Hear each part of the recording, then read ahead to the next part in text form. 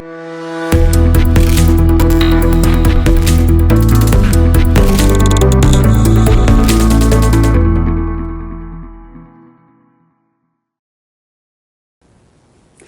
ask me all the time, how in the world do I enlarge this pattern? And how do I make it smaller? Well, first of all, don't make it smaller. Because this pattern, the smallest size, is a hip size 32 with a waist size 22. That's pretty little.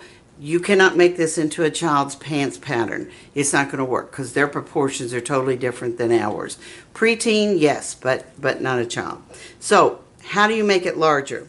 Well, if you look on here, it goes up to a size 52-inch hip. You can add as much as you need. Keep in mind, when you do this, you're only adding on the side. You are not adding on the inside leg seam, so only on the outside leg seam. I'm not going to go into how to draw the pattern because all that is on the video. So please make sure that you download the video and make sure that you watch it, because it not only goes into how to draw the pattern, but also how to fit the pattern. So let's talk about drawing the pattern, making it larger. You will see on your pattern there is an A and a B. That's usually about the largest size of where you are. That's usually about your hip area. And when I say usually, everybody's different. So on most people, it's about where their hip area is. So if you see here, there are sizes right here printed on the pattern itself. There is 1/2 inch between each size. So it goes up to a size 52. Let's pretend that your hip is 58, okay? So this is 52, 54, 56, 58. That's 1.5 inches. So what I'm going to do is to measure out 1.5 inches right here, like this. And I go from like the middle part of that A and B.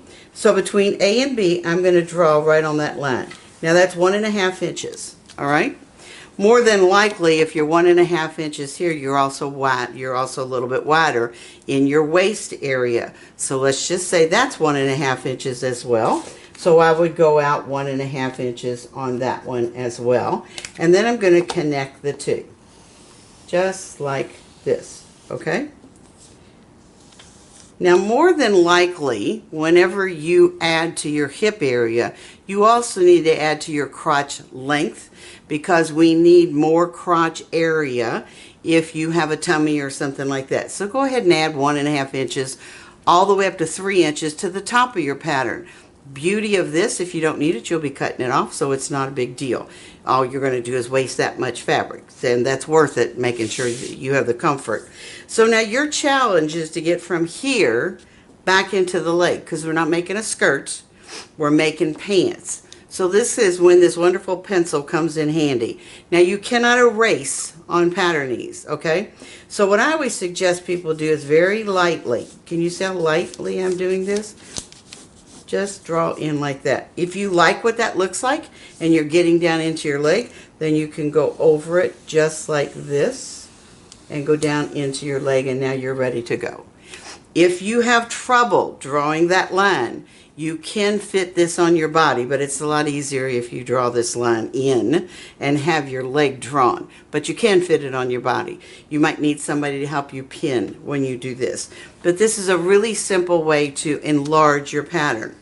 Do not add to the center leg seam. You don't need to do that. You're going to keep that the same. On the back of your pattern, if you're enlarging this, you probably add to the crotch shelf. That's on the video, so make sure that you watch it.